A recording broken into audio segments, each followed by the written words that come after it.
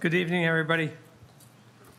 Welcome to the Select Board, Monday, February 12th, 2024, Wacoit Meeting Room, Mashpee Town Hall, 16 Great Neck Road North, Mashpee, Mass.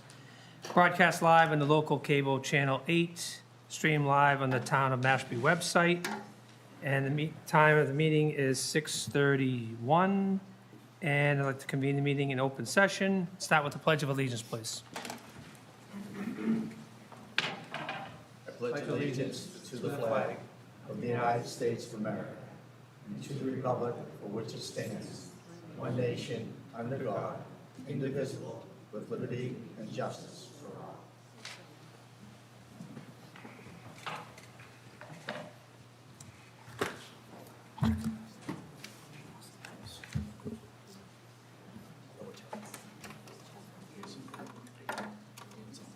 Yeah. Also, can I have a moment of silence in specific? These, obviously, the loss of military personnel and my mom. Thank you.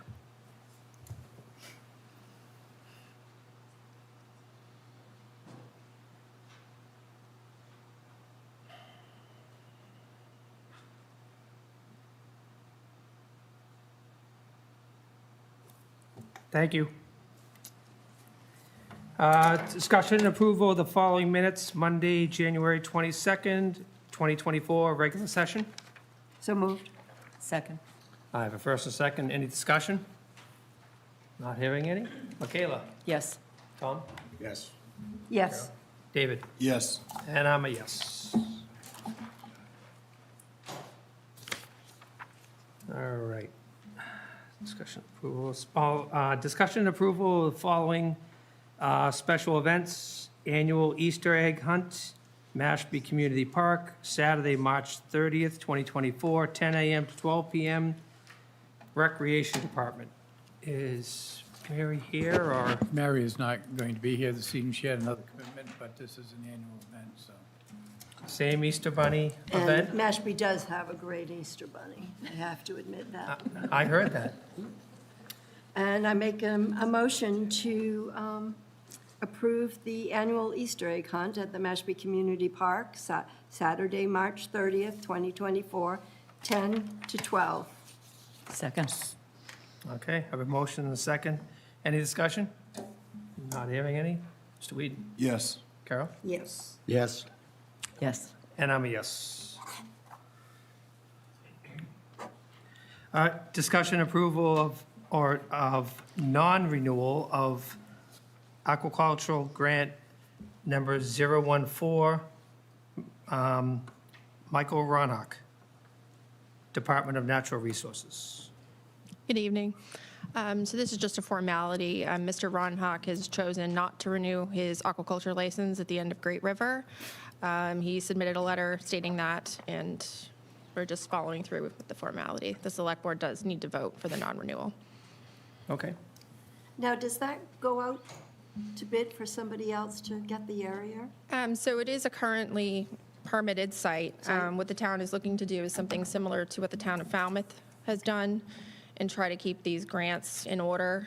So it might become more of a town-operated grant that will work with somebody who's interested in, but keep an eye on them and make sure that they are producing and keeping up with their minimum production value that's required.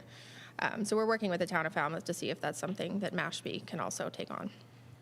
Good thought.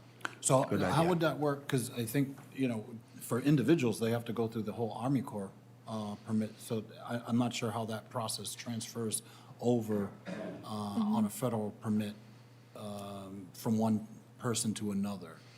I think it's already been reviewed by the Army Corps, so all of those letters have been submitted. It's the same site, nothing's changed.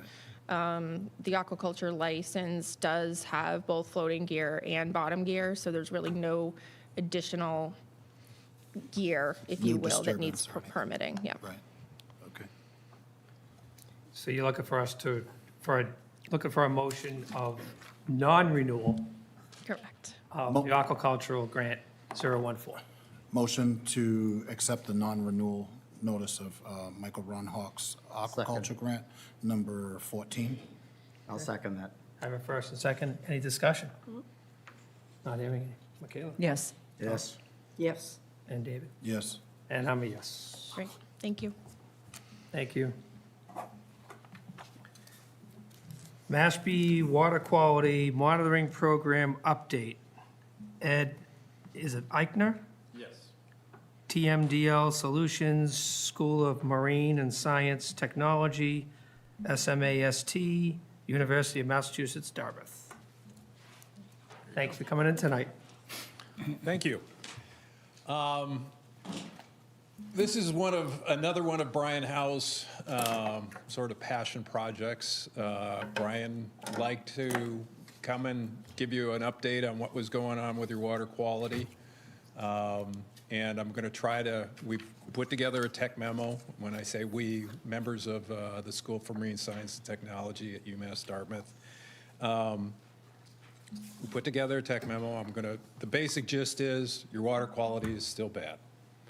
Let's see if we can get this going here. All right, so the basic gist is you have too much nitrogen going in to your estuaries from your watersheds. That's land use. It's a problem pretty much around the world, certainly on the Cape. It's a structure, the way to sort of deal with it is either to increase the tidal exchange through the inlet, control the watershed sources. So that's a lot of what you're talking about in this community right now, most of the communities on the Cape, figuring out a way to reduce the nitrogen that comes out of your wastewater. There's also this listed increased nitrogen removal in transport. It's an idea that somehow you're going to stop it while it's already in the groundwater. Not very practical, so pretty much you come down to the tidal exchange and watershed nitrogen sources. Increased tidal exchange is probably not going to get you very far unless you've got some sort of restricted inlet. So you've got this water quality monitoring program. You've been doing it for a couple of decades at least now. Tracking what's going on with the water quality and the embayment health. It was information that was used in the Massachusetts Estuaries Project and assessments of each of your estuaries, so Wacoit and Papaneset. And then it was, after these MEP reports were finished, then it went into Mass DEP. They did a TMDL, which is a total maximum daily load based on nitrogen. Nitrogen is what's causing your impairment. That's what's required under the Clean Water Act to come up with this TMDL. So, this is Wacoit. You have 18 stations that have been monitored regularly. There's 4 samplings per summer. This has sort of been the standard. It gets you to the worst case kinds of conditions. It also happens to be the time when most people use the water. So that's where we're trying to manage for. Wacoit's 2010 to 2022. This Papaneset, 16 stations. You can see them running up into the Mashpee River and Shoestring Bay. You run from the interior sections down towards the inlet. Gives you a sense of what's going on as you move down in terms of salinity. Salinity goes down as you go up into the system. So the MEP assessments, done two different times. Papaneset was done in 2004, Wacoit in 2013. The monitoring data that the town has collected, that was fed into those assessments. And those assessments collected a whole bunch of other information. So it's not just about the water column information. In order to really come up with how's your ecosystem doing in each of these estuaries, look at the sediments, we look at the stream flow, we look at the infauna that live in the sediments. What kind of animals are there? Is it a healthy community or not? Look at dissolved oxygen and chlorophyll down near the bottom. If you've got no oxygen, you don't have a community, much of a community down there. We're looking at eelgrass and macroalgae. Eelgrass is one of the keys in terms of what the state is looking at. So we talk about this water column data. If you get your nitrogen levels down, you should be able to get your eelgrass back. And if you have eelgrass as sort of a keystone species, it's going to if you have eelgrass, you have a healthy ecosystem. We also gathered together all of the tidal information, the bathymetry of the situation, how the tides go up and down, come up with a model of how that works. We put that together with a watershed model. We look at the nitrogen sources from each individual parcel within the watershed. So all of that is put together in these MEP assessments. What you've been doing with the water quality monitoring is looking at that first part, the water column monitoring data. So all of those assessments, that information was then turned into TMDLs by the State Department of Environmental Protection. There are 5 for Papaneset. There are 12 for Wuquoit, 9 of which are restorative, 3 are protective. And that's really nitrogen focused. The protective ones are focused on the freshwater portions of the system. And you can see the different concentrations. 0.38 is pretty much the target concentration throughout most of the main portions of the system. And what DEP recommended was reducing the watershed loads to get down to these threshold concentrations. When we did the MEP assessments, we came up with a set of watershed loads that said, okay, if you do this, you can attain those threshold concentrations. That is not the only way. There are all sorts of different ways that you can do it, but we were charged with demonstrating one potential solution. One of the things that they also recommended was doing a monitoring program. You guys have been doing that part regularly, continue to do it. It's a good thing for keeping track of where you're going and what's going on.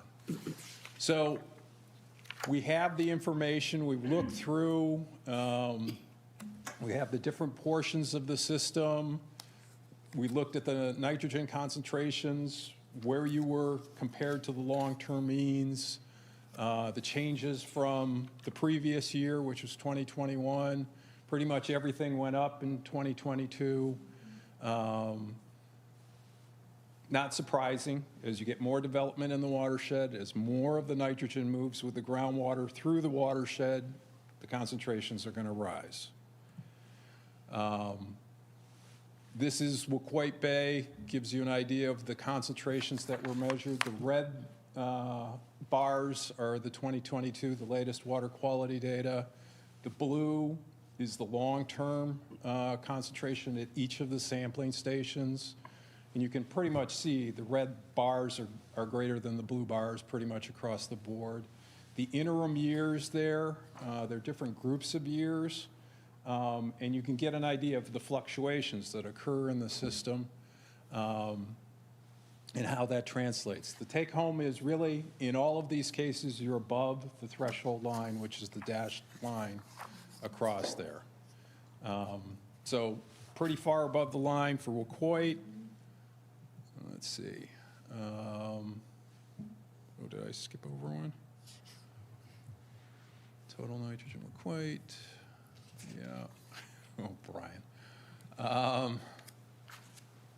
Some of these are Brian's slides.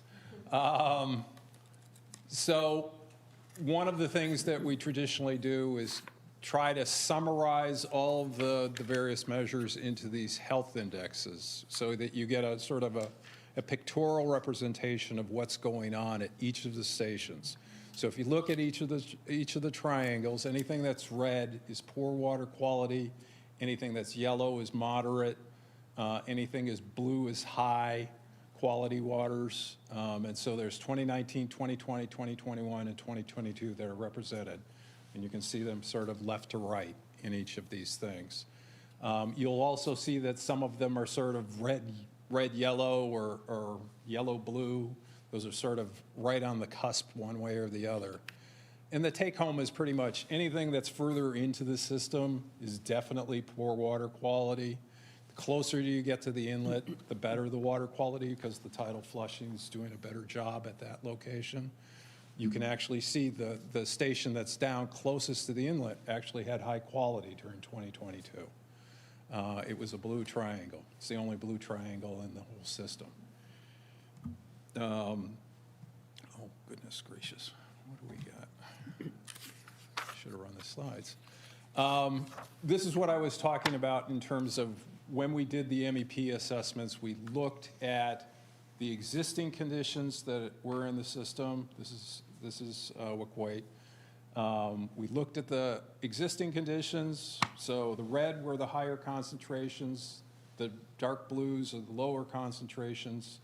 You can see that towards the interior portions, the portions that have less tidal flushing, the concentrations are higher. On the right is the build-out loading. So that's doing all of the development within the whole watershed. At that point, you'll see that the concentrations, the red move further down the system, the greens move closer to the inlet. That kind of impact is sort of where you are right now. You're starting to see more and more of the nitrogen coming from the watershed, higher concentrations showing up at the various stations. The same sort of story in Papaneset. The only exception in Papaneset was in Aquay Bay, which was pretty much at the same levels that it was at the time of the MEP. I don't know why. That would require something more than just looking at what the water column data is. And you can see, does this have another one of those? Yes, it does. So again, the red bars are the 2022, the blues are the long-term means. All of your stations are above your threshold. And in most cases, most of the stations are above what the long-term means were at the time of the MEP.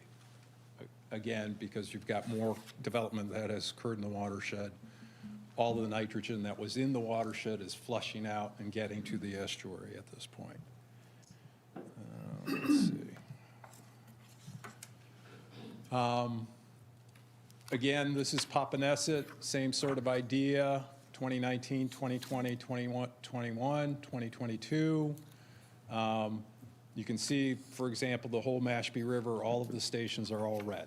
It's all poor water quality, has been for the last 4 years.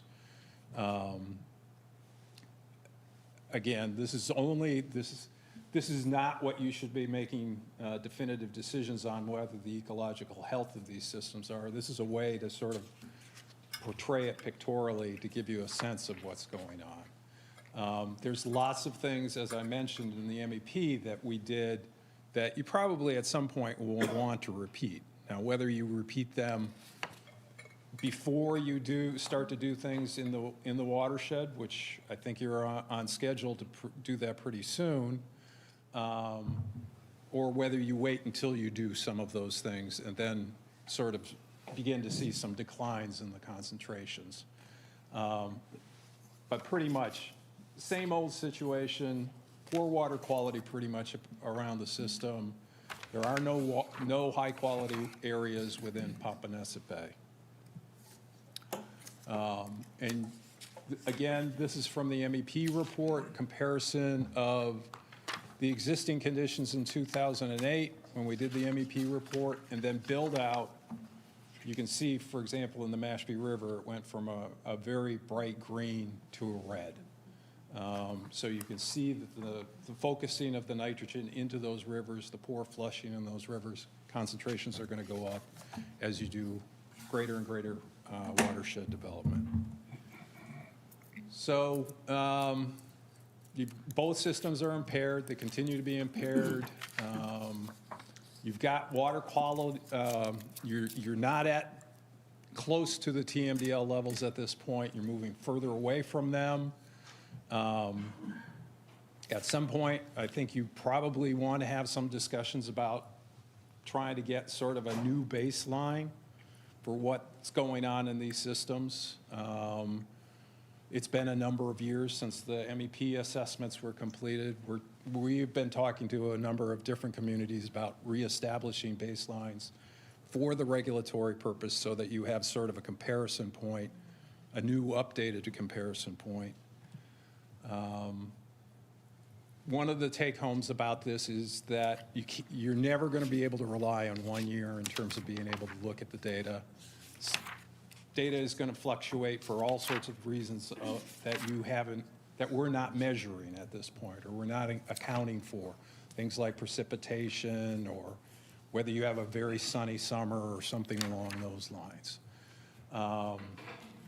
So one of the things, this was actually, Brian made this recommendation last time he was here about considering an updated baseline. I think you should probably have those discussions and maybe strategize about when you want to do that. Before I take any questions, I also wanted to give you just a brief update on where we are right now with the Mashpee Wakeby Pond management plan. We're at the point right now of doing the data. I think we pretty much got all of the data collected. We're moving into the data synthesis and everything else. We're hoping to have a management plan, a draft management plan in your hands by April. That's our goal at this point. So I just wanted to also throw that out there as well. And I'll be glad to take any questions that you might have. Okay. I'll start off with a quick one, if you don't mind, Tom, and then I'll jump over to you. So are you talking about changing the baseline from, right now, I'm looking at it, from my understanding, it's 0.38 now? No. Is that, are you talking about, when you say change the baseline, I said update the baseline. What I was saying is you've got all this water column data that you're collecting, and that's great, but there are other components to doing an assessment, like what are the tides doing? Are the tides still moving efficiently through the inlet? What's going on with the benthic community? Are they the same? Are they worse? Are the streams adding more nitrogen or less nitrogen? okay. Those So the sorts other of things. factors, Yes, all of the other factors that help inform what you measure in the water column. okay. Tom? One of the things is, I bring it up frequently. I know you come fairly infrequently, but my concern has always been that I live off of the Mashpee River. We go down there probably 10 times a week, walking with my grandchildren and whatnot. Going to the water, I don't know if anybody stepped off a boat or a dinghy, but you're talking, I'm guessing close to 30 to 40 inches of muck at the bottom. And plus you have the tidal, it's up and down. But it never flushes. I don't understand why, with all these years going by, that we've never dredged the Mashpee River. Give it a place to go. Get it to the ocean so that it can get out of there. It's just every year that muck accumulates and accumulates. It seems the smartest thing to do is to dredge it and move it. And the other thing that bothers me is the Mashpee Commons had their discharge pipes not far from the Mashpee River. And I believe, I just, as common sense, I believe that it's treated water, and they have a good system, but they just add all of that volume of wastewater, whether treated or not, or how clean it's treated, I don't know. But now you've got that combination, and you've got it in the tidal area where it goes in and out. The water goes in and out. It can't be helpful to the town of Mashpee and the Mashpee River to have that not be addressed, either by dredging or putting pipeline and bring it out to the sound and get it away from the land and in these, well, I'll say dry, but in the, according, what I consider the problem would be the water levels and getting the true flush. But I don't know where you stand on that, but it's been, I mean, I know you've seen it. Brian Howes and I would say this, go over this all the time, but nothing ever happens with there. And it's probably the simplest thing to do, just get in a permit that'll allow us to dredge it, widen that muck out of the bottom of it, all the way out to the channel. What's your thought on that? Well, I mean, part of all of these things in terms of management is having discussions and forums to sort of sort all of those things out, to figure out what is an advantage and what isn't an advantage. I mean, part of the underlying sort of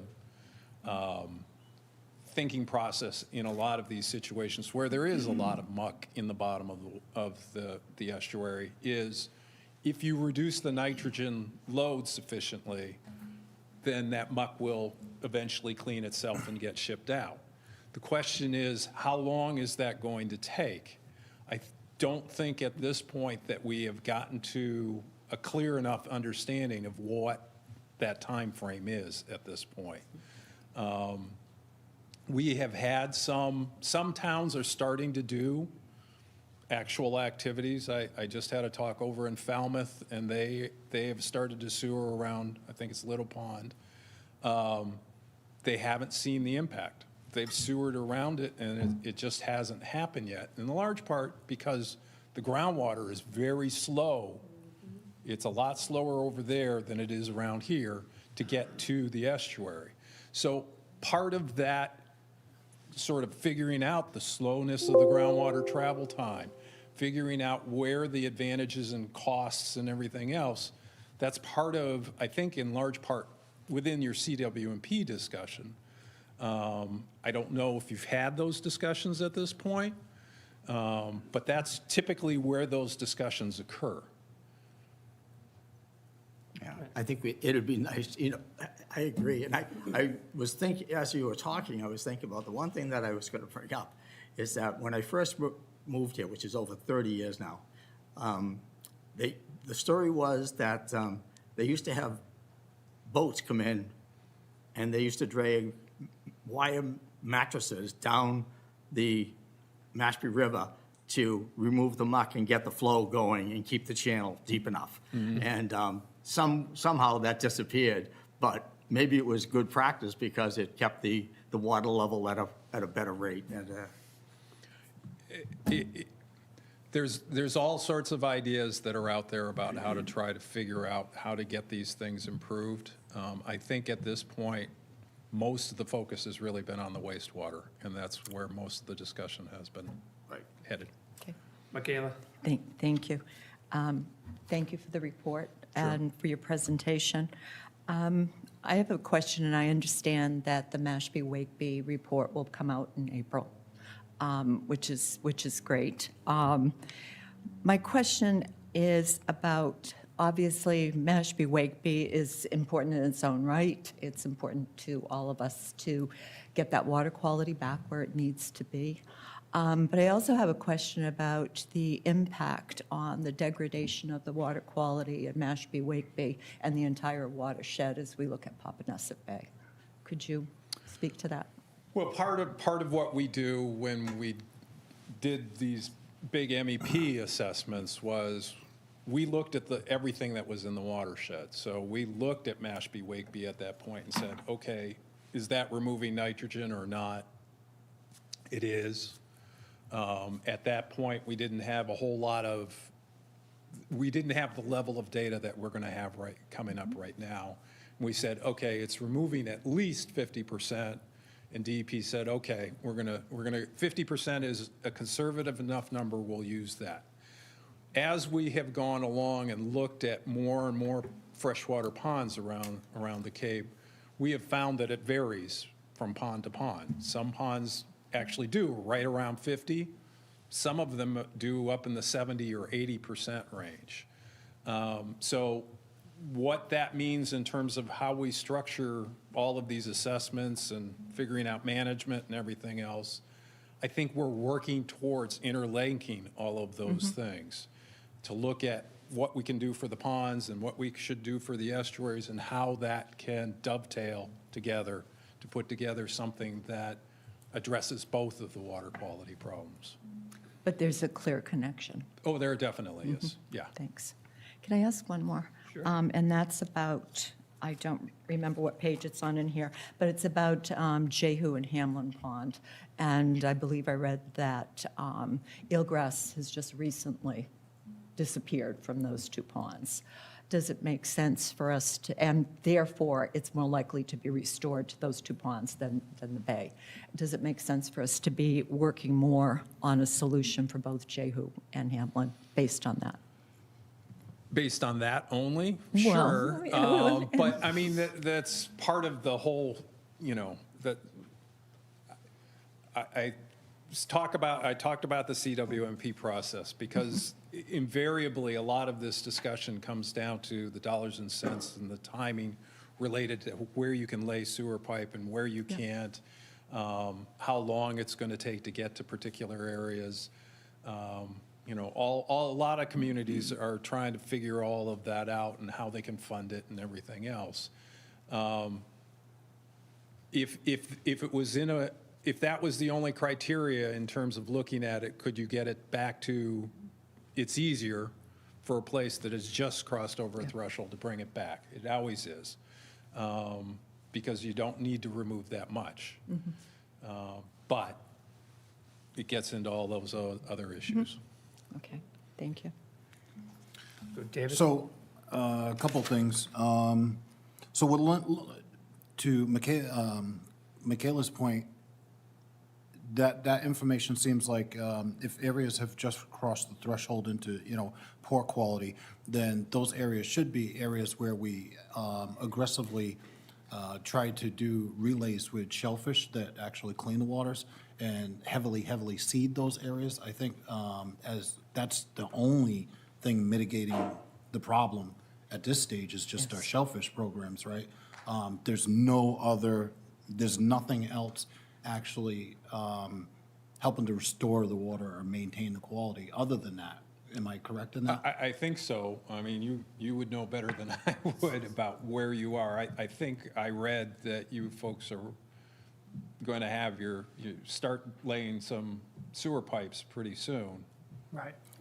But that's, like you said, it's a slow, Right. that's a slow process. I mean, but- everybody's going through this. I mean, Right. drive around my neighborhood over in Barnstable, the roads are all torn up and pipes are getting laid here and there and everywhere.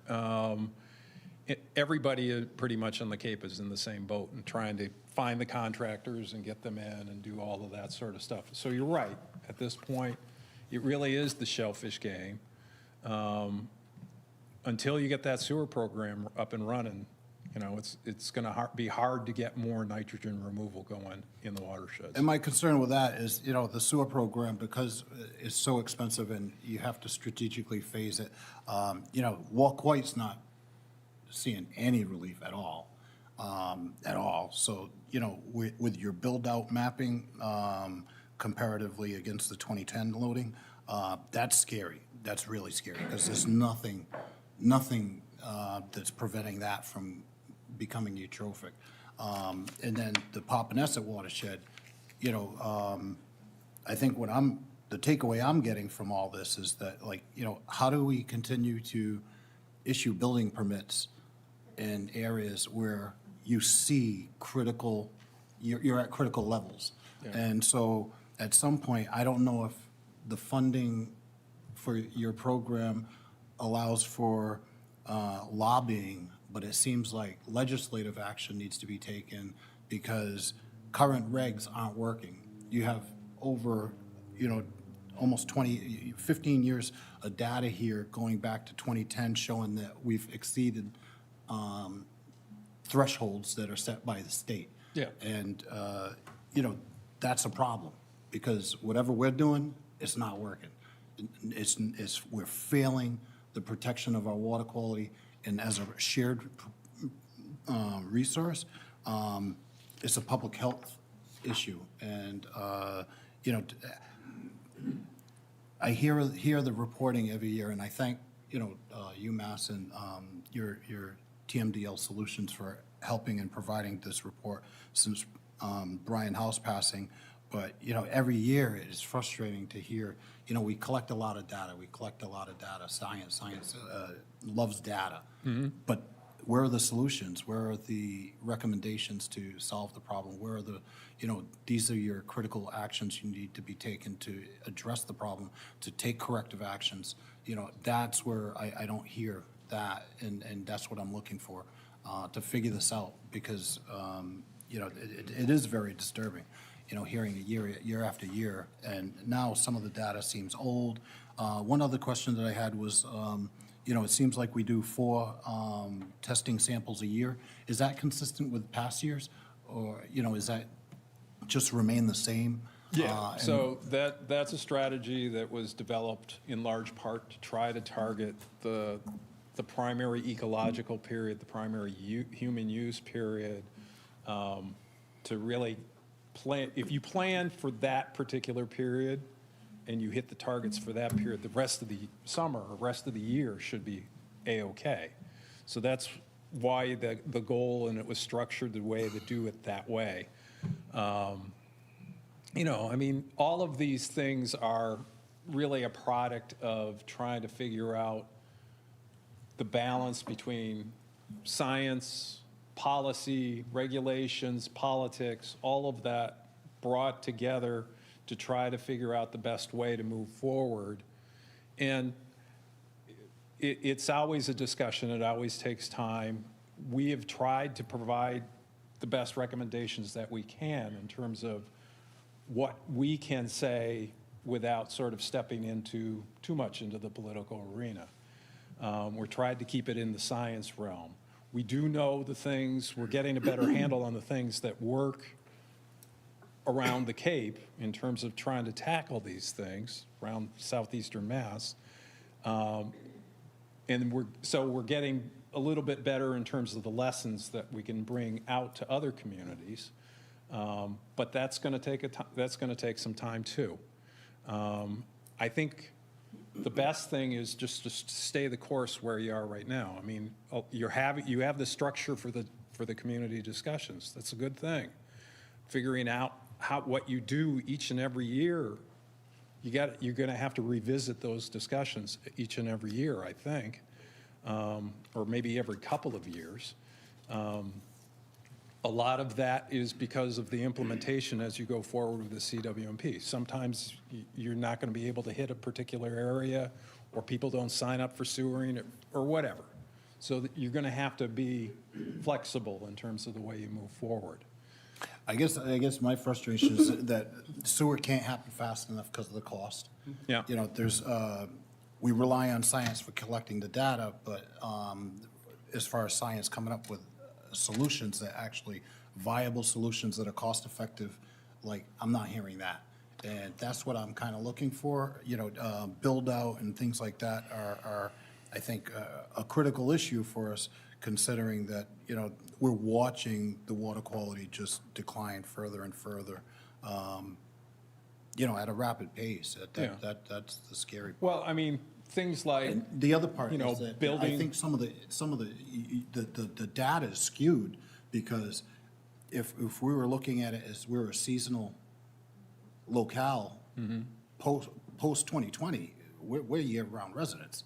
You know, I don't think there's nearly as many seasonal places where the environment had time to heal for 8 months, because you only had people here in the summer. Right. That kind of lifestyles, I don't see where that's as I don't the see case it either anymore. driving You down know, Route it's 28. yeah, I gotcha. They hear year-round, you know, so Yeah. that's where I feel like even some of the data going into the studies and things, it's skewed because it doesn't capture that.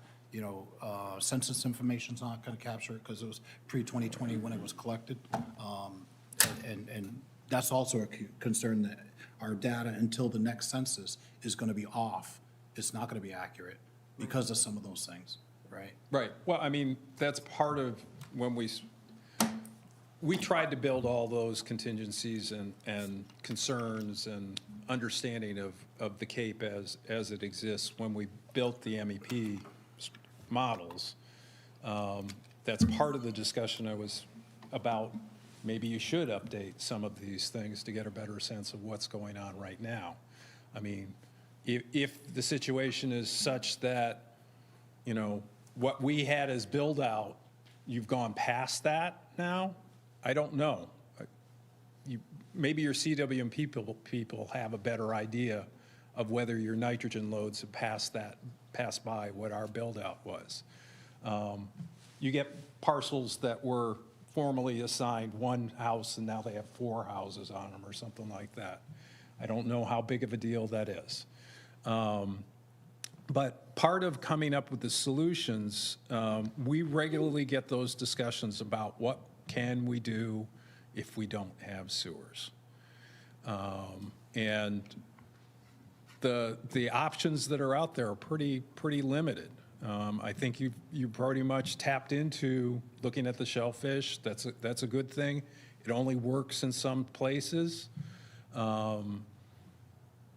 We have talked about different kinds of things like, floating treatment wetlands, all sorts of other sort of things that in large part haven't been tried. So you're getting off into the experimental world. So one of the reasons a lot of the communities have embraced the sewering is it's something that is got a track record. You know what the costs are. You know how it's going to perform. That's why communities are moving in that direction. I understand the expense issue and the timing, all that. So last one, I promise. So who would be the appropriate authority to do a white paper, to make recommendations to the state, to advocate for change, advocate for some sort of effective recourse to allow towns, give guidance to towns on a broad stroke as to what you can do in lieu of sewer? Sewer takes too long. It takes, the funding's just, I hear that as, it is the best solution, but it takes a long time to get there. So what can you do in the meantime, whether it's increased, we lobby for increased funding of additional shell fisheries mitigation, or, whatever, I don't know what that looks like, or, maybe it's, Well, I mean, there's the possibility that one of the best solutions is to try to speed up the sewers, but I don't know if that's realistic. I mean, kelp farms, are we exploring all the aquaculture, are we relying on filter fish and things like that? Great. If we could do kelp farming or whatever else, let's try it all if it's gonna help and get some funding to do it, and if a white paper would help with that, who would be the group? Would it be I mean, SMAS? we can certainly do that. I mean, we've got a lot of experience looking at different ways to deal with nutrients in surface waters. Yeah, I mean, we could have that conversation. We could talk about it some more. Thank you. All right, so actually, if it's okay, I'm going to take a public comment. If there's, do you have, Susan, you wish? There might be a couple people with some questions, if that's okay, or not. Well, do you, how many people would like to have a quick question? One, nobody, 2, 3? All right. If you don't mind, you can get up, and I know you got a 3-minute time, but I'm assuming it's more of a question, right? It's a question, so it won't take that. Come on up, we'll start up with Susan, and then, okay? Hi, Susan Dangle. Is this on? Yes. Susan Dangle, 762 Katuitt Road, president of Save Mashpee Wakeby Pond Alliance. We're out of time. We're already out of time. Actually, there's a lot of us here in the room tonight from Mashpee Wakeby Pond, and we're very keenly interested in what you're going to give to us in April. So as soon as we have that date, I would really like to publish that. But the question that was asked earlier, I think it might have, I can't remember, Michaela's question about the ponds. The frustrating part, having lived on a pond for 3 years that has been in really serious decline, is that these ponds are not on these maps. Yet, all of the 3 great ponds, there's 4 great ponds, but 3 of the 4 in every other water quality presentation I've seen this year are bright red, just like the estuaries. And they're at the top of the estuaries. That would be Mashpee Wakeby going into Mashpee River, Santuit into the Santuit River, and Ashumet and Johns into the Quashnet River. So if we're not stopping the nitrogen from those ponds that are the feed to those estuaries, to the bays, and the water that leaves the ponds can get there to the bay in a day, where in the middle of the Mashpee River, it could take years for it to get to the bay. We really need to focus on the ponds, and they are not in any sewer plan as of yet in this town. So that's my concern, and what I'm looking for, also when you give your presentation, is, an answer to that. Where's the nitrogen going? You said it was taken care of. What does that mean? I guess that's my question. You were saying that the ponds take care of the nitrogen to the estuaries. Well, all wetlands work to retain nutrients. So ponds are big wetlands, so they hold on to the nutrients. That's that 50% is basically removed, goes into the sediments, goes off into the atmosphere. That's what they naturally do. Okay. So it may be more. We'll have a better sense of that as we put together all of the data, the water column data from the ponds. We'll have a better sense of what's How actually much going is on. coming out? Right, Okay. but all wetlands, all ponds, if they have a stream heading out of them naturally, they're going to be exporting that, whatever nitrogen is in that water column down, remaining, they're going to down to the estuaries. So that's just the way natural systems are. The question is it too much for the pond? No, nitrogen isn't as big a deal for the pond. Is it for the estuary? Yes, it is. But, getting to the way that we balance that, we're going to look at the nitrogen that's coming out of the pond versus the nitrogen that's heading into the river. And that's part of what we do. That's included in the estuaries assessments that were done. Okay. It just doesn't show on the map. It doesn't. Well, that's all an estuary index. It's not a freshwater index. Freshwater index would be a completely different animal. Okay, so I look forward to your presentation in April. All right.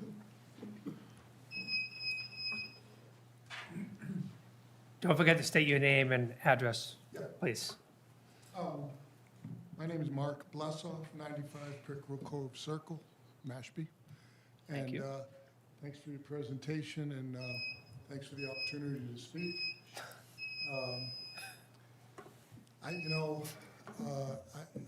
30 years ago, I was a local elected official in another town, but I empathize with sitting in those seats looking out, okay?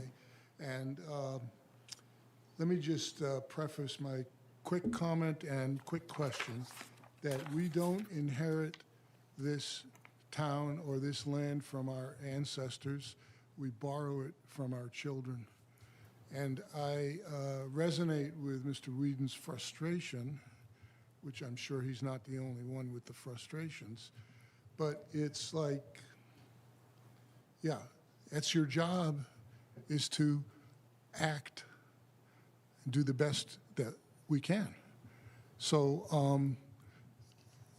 it's been, I've been on the lake, Mashpee Wakeby, since I was 5 years old, which is 70 years. And that's a long time to see the changes. And this has been a problem, and we've known about it for 25 years and have tried to have plans. Nothing. We owe it to our kids to act, okay, and do the best we can. My question quickly is, have you factored in the change in climate conditions into your projections? And if so, what do you think the factoring is on climate change? And is it going to make things better, or is it going to make things worse?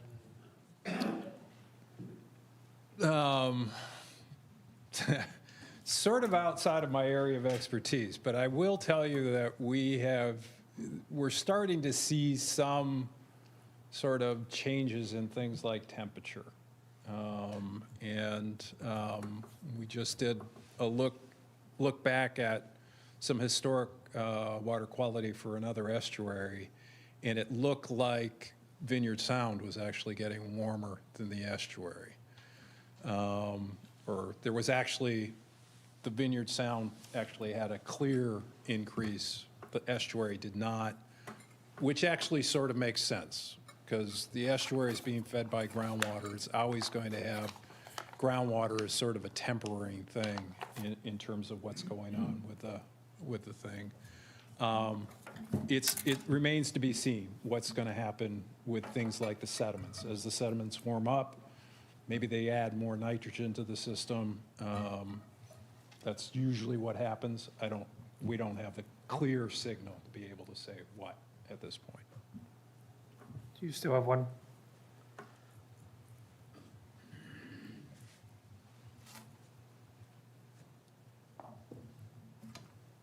Thank you. Lynn Barbie, Surf Drive. Well, we recently had a presentation by our DPW director and a consultant about stormwater runoff and trying to be more aggressive in addressing that. And I think that that's one of the things that from where I live, I don't understand, I would like to know more about how that has an impact on what we're dealing with here, because I live right near the Hamlin Pond. But if you could talk a little bit about, because I think an aggressive program to deal with more stormwater runoff should help.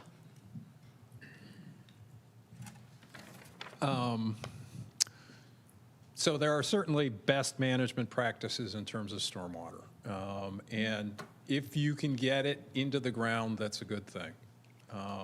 Because you're sitting on top of a sand filter, and if you can get it into the ground, rather than discharging to a surface water, that kind of thing is always a good thing. So in terms of best management practices, if you can get, close off the pipes and everything else that actually discharge into ponds and estuaries, that's a good thing. All right, real quick, anything from the board? Everybody good from the board? I do. Just, to Sue Dangle's point, reading over the slide deck and stuff, we talk about estuarine health, the health of the estuaries and things. The estuaries I look at as freshwater bodies, and so the impediments to that are the phosphorus and more so than nitrogen. And to her point, they're not shown on there, and we're not talking about phosphorus at all, really, in this presentation.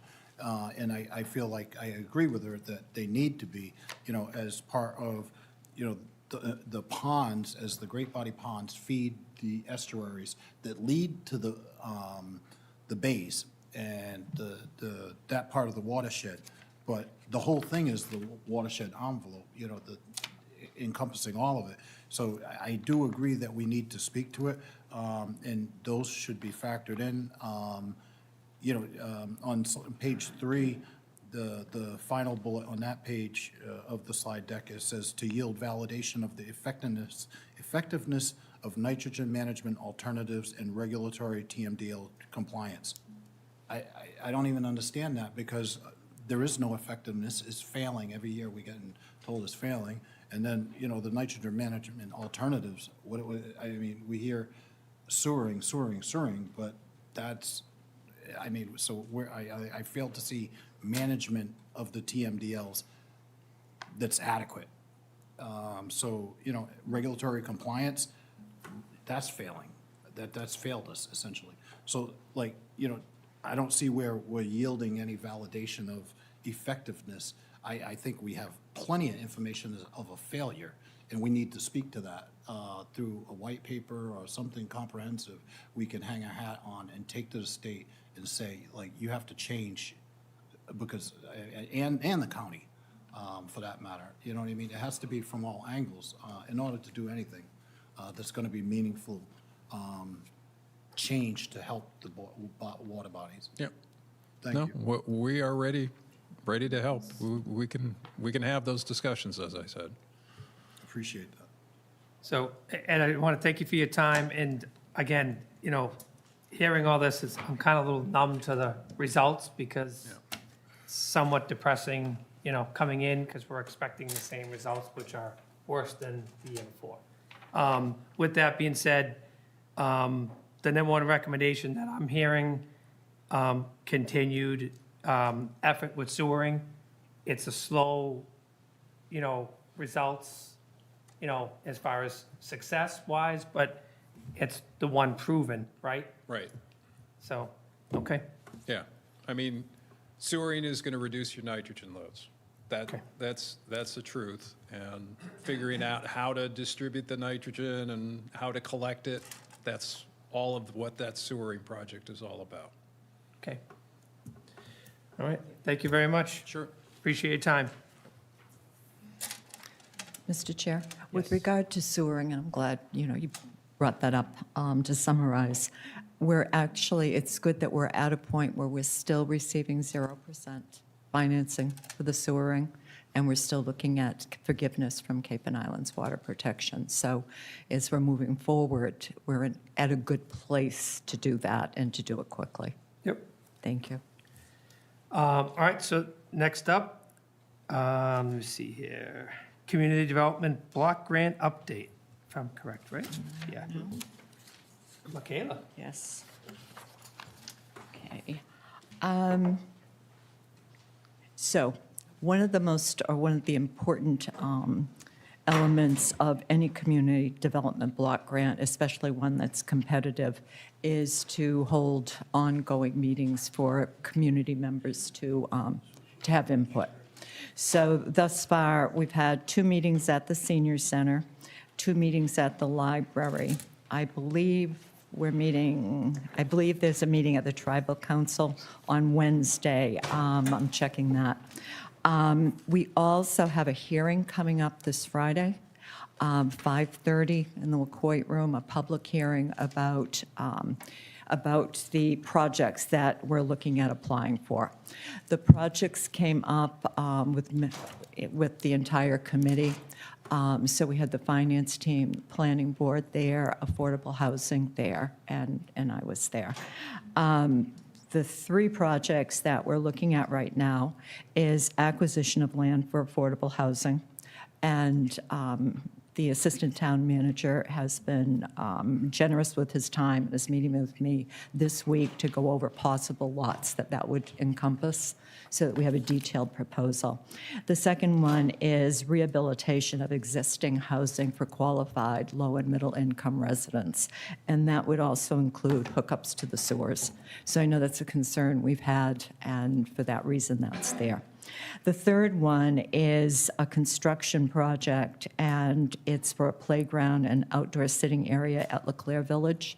We're looking at 39 fully low and middle income units there, and it's the one thing that seems to be missing from that. So those are the 3 that we're talking about. We had a planning grant, a planning project in there until I talked to the project manager, the advisor, who said that planning was really something that we were better off leaving out for now. Planning for affordable housing is much more difficult to get funding for. So for that reason, we've taken that off. We can request, and I think we're looking at requesting about $950,000. And that's where we are. The grant goes in March 23rd. So I anticipate having it ready once we get the details we need. That's So- coming up fast. Yeah, it is coming up fast, really fast.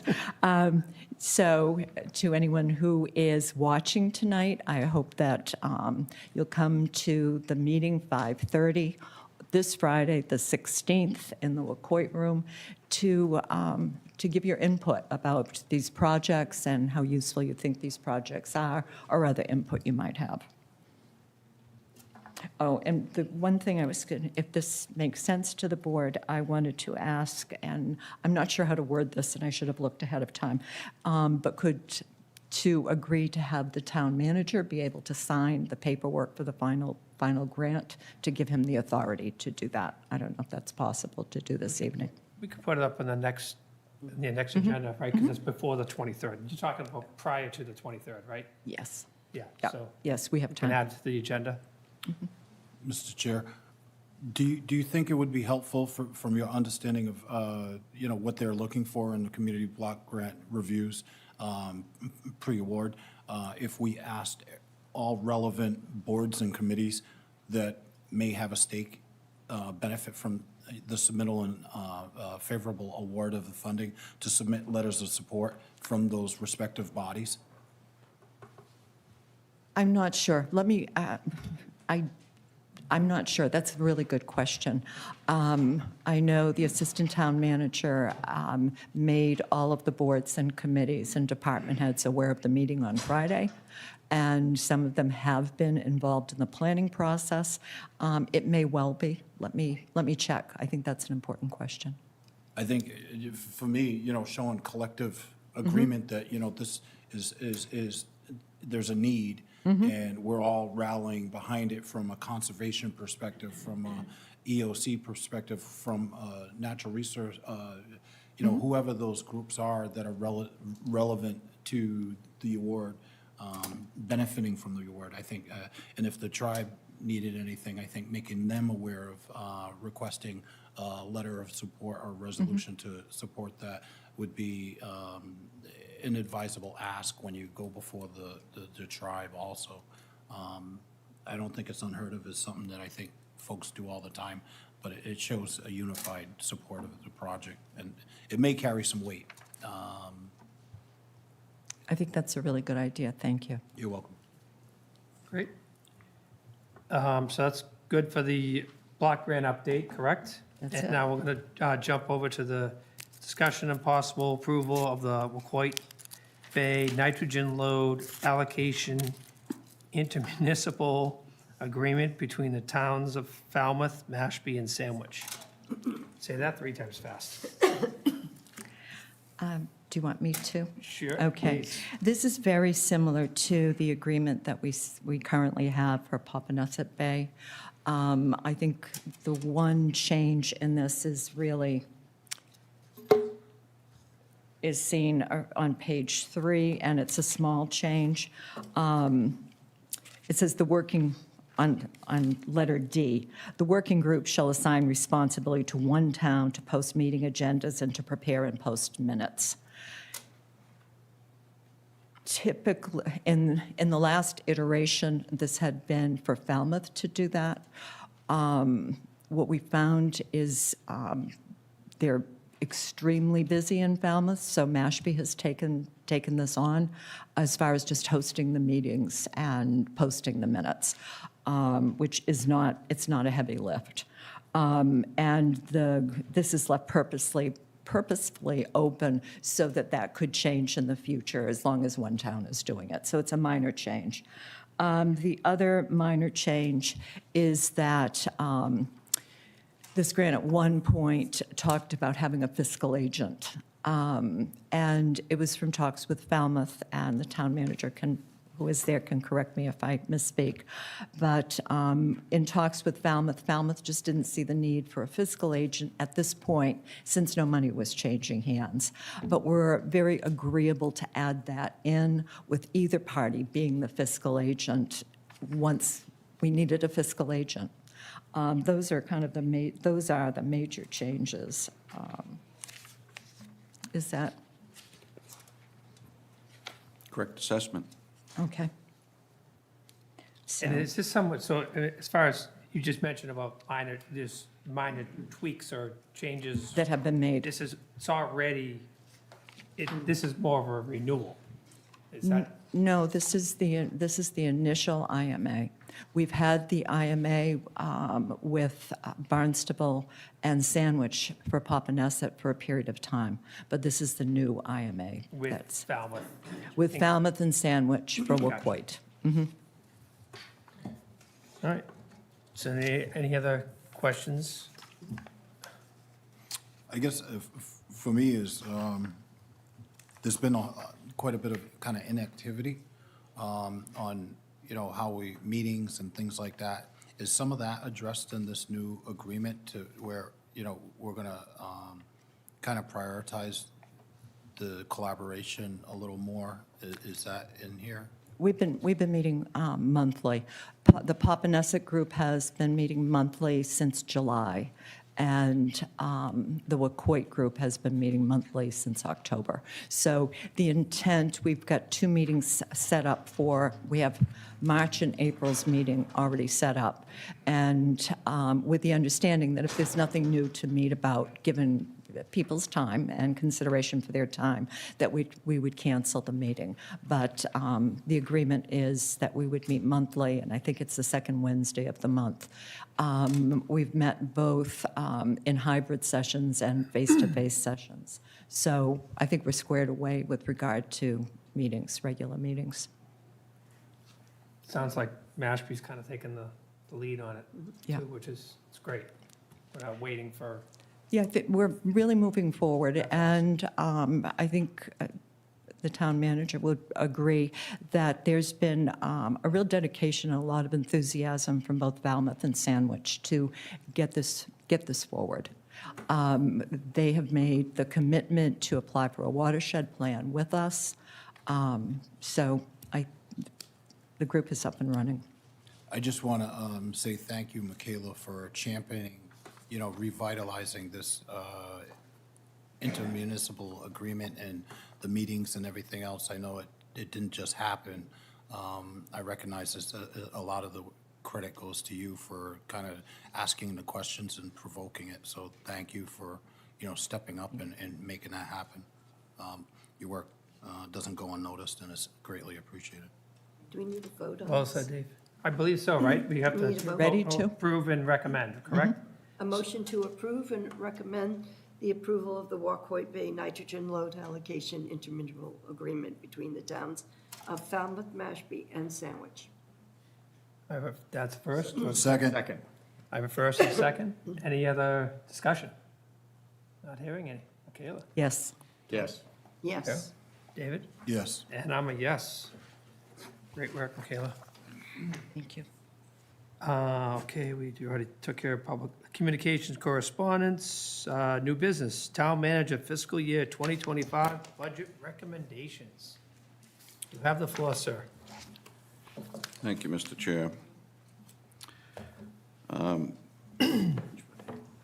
Budget, pass them all out. You're going to see a proposed recommended operating budget with the preliminary capital improvement program request as well. The original requested budget total was $75,235,412, and the recommended budget as submitted is $73,689,075, or an increase of 4.9%. The original request was reduced by almost 1.6 million. Some of the driving factors are fixed costs. The intention was to maintain level services in this proposed budget. The recommended budget includes electricity supply is anticipated to increase by 52%. Natural gas supply is anticipated to be a decrease.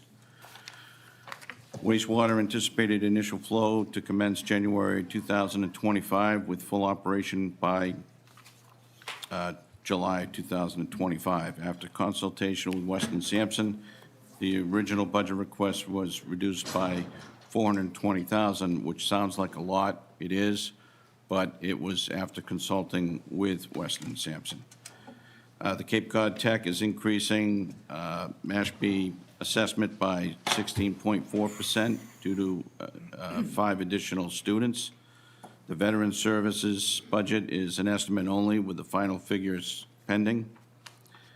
Medical insurance is increasing by 8%, and the current net state aid figures reflect an overall decrease of 2.2%.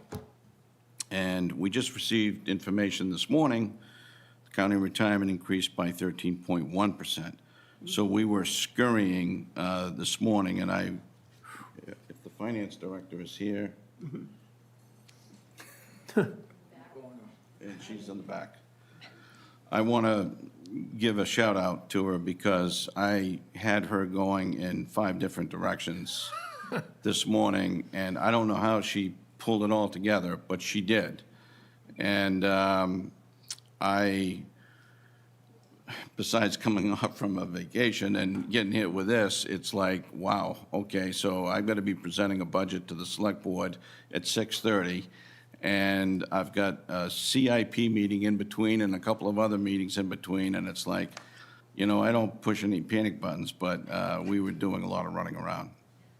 So the recommended budget does include reclassifying 2 part-time positions to full-time and adding full-time employees in both the Department of Public Works and the Police Department. This should satisfy all mission-critical needs to department operations except for wastewater. I've met with the school officials and staff. Adjustments are being considered as late as this morning due to the additional information that I just cited. Additional meetings are being scheduled, and I expect constructive discussions in an attempt to preserve operation needs within a balanced budget. I can also point out that the Capital Improvement Program Committee is recommending $7,600,634 for this upcoming fiscal year. This is a reduction from the original request of $9,457,840. This recommendation includes an outstanding matter involving window security film at the school. And I certainly don't want to speak for the school, but there's been an issue relative to, and I know the Select Board Chair can comment on this because he sits on CIP. There's an issue in terms of whether or not this has a detrimental impact on radio communication, and to what extent. So this issue is still pending. We're getting it resolved. There's going to be a test conducted on February 20th, I believe it is, and there could be follow-up action. So the purpose of tonight is to give you the preliminary figures. They will be forwarded to the Finance Committee on Thursday evening. If you have any comments, any questions, you know how to reach me. And in the meantime, I just want to tell you that I was supposed to have this submitted to you tonight. You have it. But there could be some tweaking based on some of the items that are outstanding and some of the items that are still in active discussions. I have met with the school. They were very frank in terms of some of their concerns. So in the end, hopefully we can come to a resolution that we can bring to town meeting floor that will provide all of the essential services and at the same time keep our budget balanced. But that's where we stand. Anybody have any, I know, it's just I have a very couple. preliminary, so.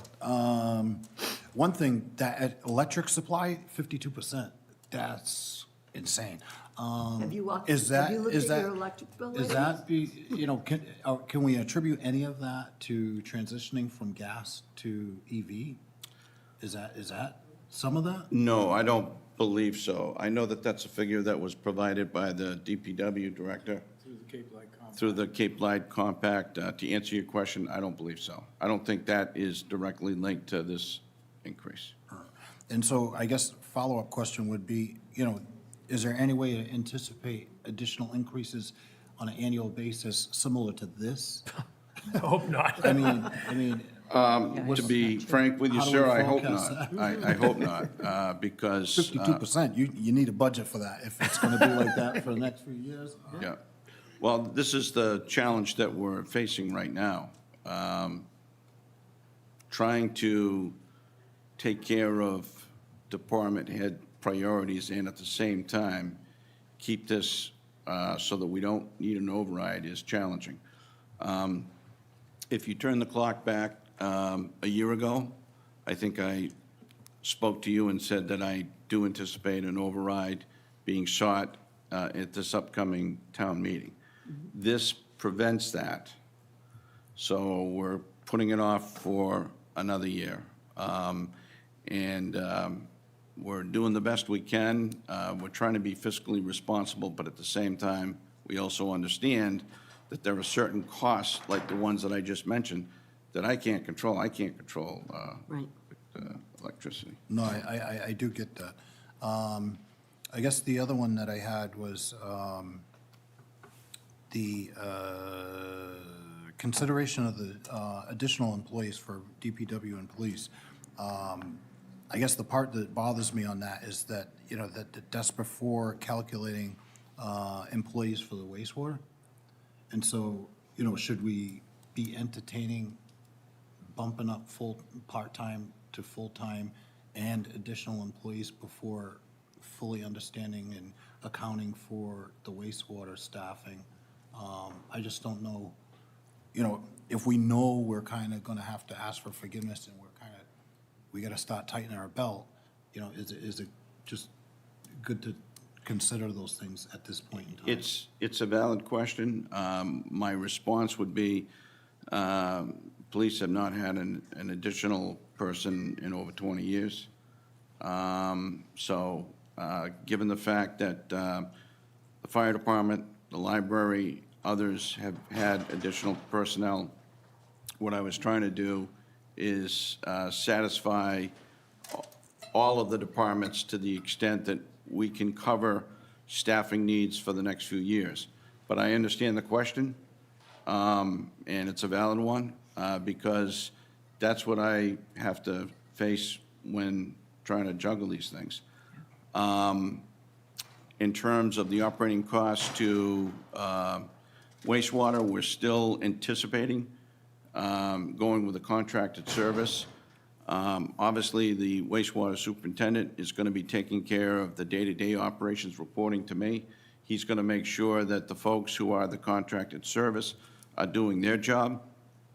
But it's a valid question. I mean, the except for wastewater kind of, that's the part that scared me on it, you know, in that paragraph, just that. you know, I just think, takes care of mission. at the very least, and when I said except for wastewater, I am specifically referring to a full-time administrative assistant for, or actually, we're going to call it another title. It's going to be an assistant to the superintendent. It's not going to be a high-range paying job, but it's going to be higher than the typical support staff. But the 420 allocated for wastewater, that's for It's operation. Yeah, it's only because we didn't need it, sir, based on the projections of this year. The flow is going to start January of '25. We should be operational July of '25. That's what we're being told. So based on those projections, and we went to Weston Sampson, who is our consulting engineer, said, you're okay reducing that. I wouldn't have reduced it otherwise, but it was able to save us from getting into a 2.5 override. That's the only line item I like. Yes. Well, no, but I mean, should we actually realize the reduction of the 420 if we haven't factored in staffing, full staffing?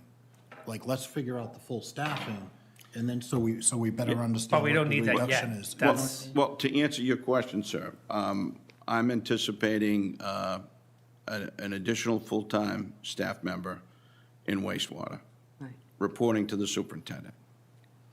Then, in addition, we are going to have to pay for the contracted services, just similarly like Chatham does.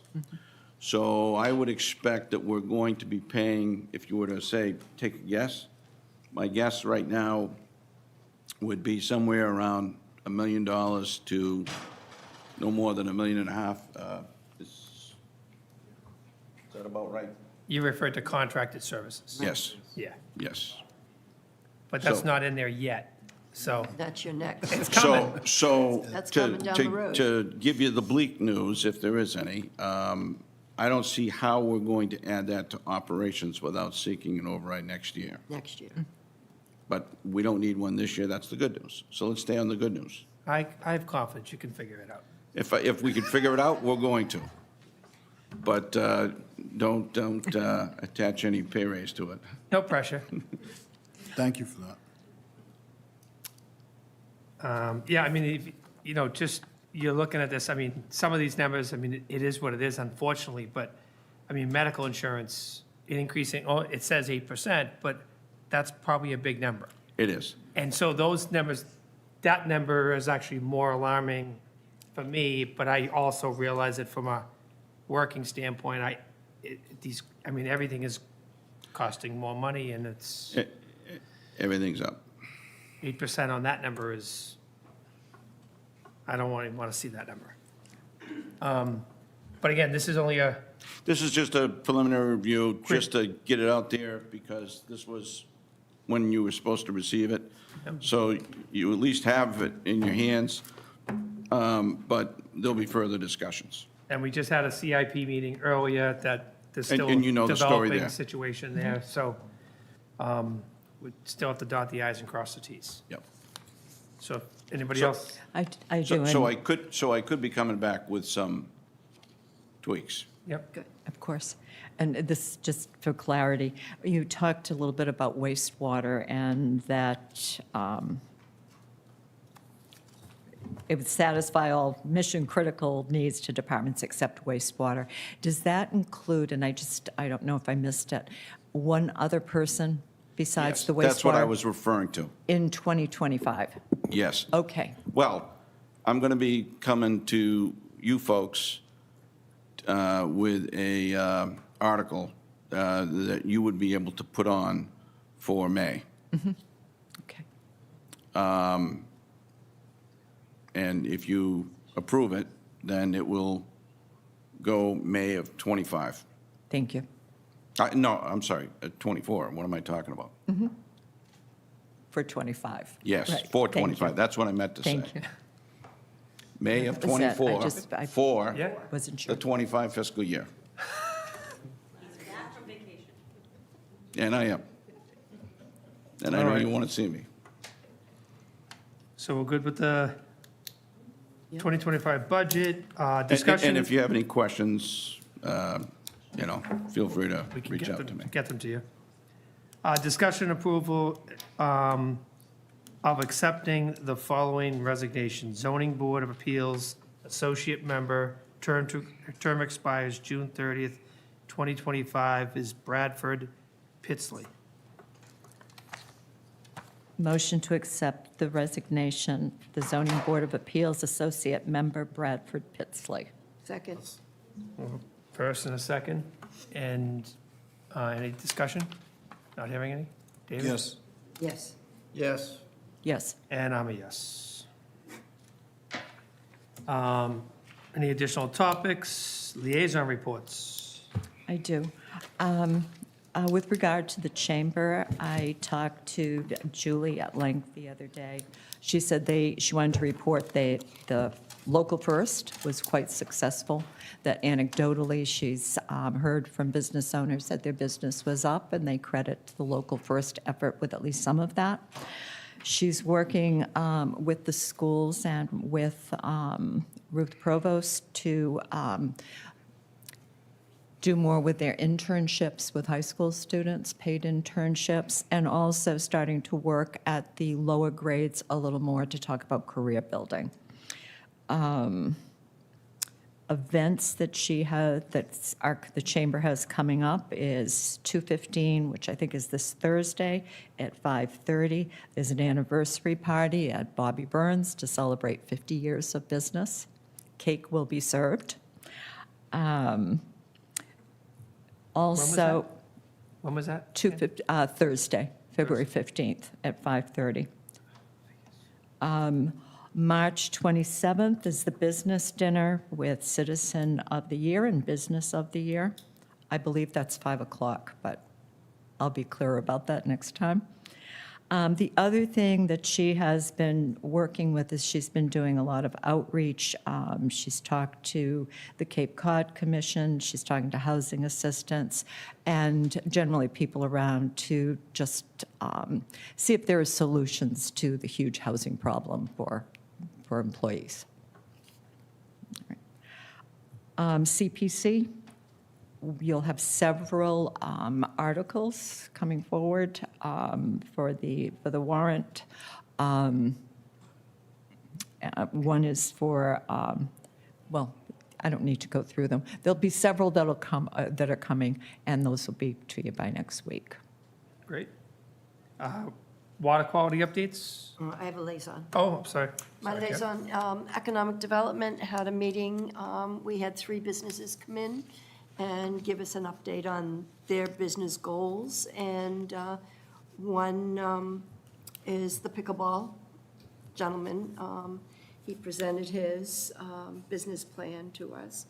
And we had Terry Smiley from Wendy's come in and told, of course, he has an issue with the housing of employees, but he also discussed an issue with sidewalks in that area where the lighting is poor, and that's where your housing is behind the condos. And that's where they're pulling, right now, their employees from, and there's no sidewalks. On walking 28. On 28. So we have told them that we're going to discuss it at our next meeting and bring it to Catherine for one, and also the Cape Cod Commission, because I know they've done a study in that area of Route 28, right down to Patello's, Would have to go to the state. to the state, right. But there is an issue there because you've got bicycles and you've got people coming to work, these little businesses, and This is no safe way. there's no safe way for them. So, I don't know. For me, I mean, the sidewalks, where are they gonna go to? You know, yeah, I mean, as far as like, at least around the commons and that kind of growth area, you know, you're going from specific areas, like high school area, down to the commons and stuff.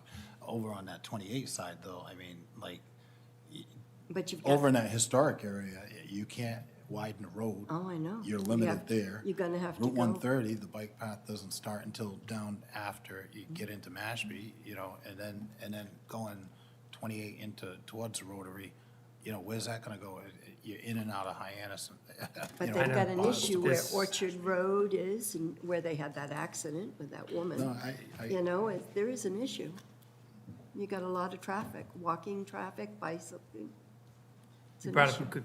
a good point, though, even, I mean, Carol Yeah. and Dave, I mean, you talked about, you know, you look at 130, it's great up until you hit Barnstable, and then all of a sudden, it's like, cross your fingers, and, I mean, seriously, And it's kind of a scary. bottleneck over there, yeah. It's yeah. I mean, scary. if you're riding. Because there's no place, to get, Yeah. I see joggers doing it, and I'm like, wow, I mean, I see them running up on people's lawn to try to just, it's scary, so. It's interesting to hear the businesses coming to us now and telling us what their needs are and what they're looking to do to make it better. I mean, we need employees to work their businesses, but we also need to get them there and home safely. Yeah. And we desperately need workforce housing. Yes, we do. Any other liaison reports? Water quality updates? We probably, I think we We've tackled got our that today. IMA, and we'll have to get that signed, but I don't have a clean copy here, so maybe at our next meeting, or we could leave it upstairs, and when you come in to sign papers, you could sign that. Yep, he approved it, so. Town manager updates. We are anticipating a storm tomorrow, so there will be a parking ban in effect. I believe it's 8 AM to 8 PM? 8 AM to 8 AM. Oh, I'm sorry, 8 AM to 8 AM, and that's under the authority that the board gave me a while ago. Town offices will be closed on Monday, February 19th, in observance of President's Day. In terms of petition articles, we have none except for a road taking. And lastly, we will be meeting with GHD to finalize some issues, and we will be back. Great. Thank you. See anything else? If, I'll take a motion to adjourn. Motion to adjourn. Second. First and second, all in favor? Aye. Yes. Aye.